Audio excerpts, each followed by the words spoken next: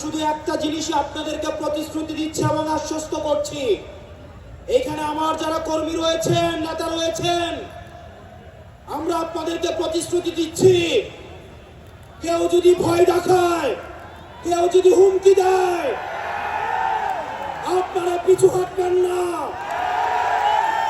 আমরা জানি এলাকায় এলাকায় আপনাদেরকে বাধা দেওয়া হচ্ছে, এনসিপির কর্মীদেরকে বাধা দেওয়া হচ্ছে।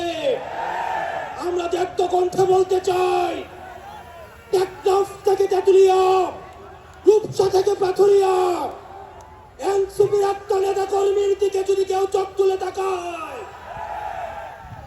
আমরা তাকে রাজনৈতিক ভাবে মোকাবেলা করব।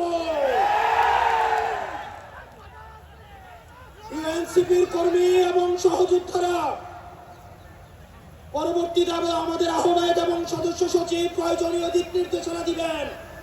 আমাদের যদি জীবনও চলে যায়, আমরা তাদের দিক নির্দেশনা বাস্তবায়ন করব।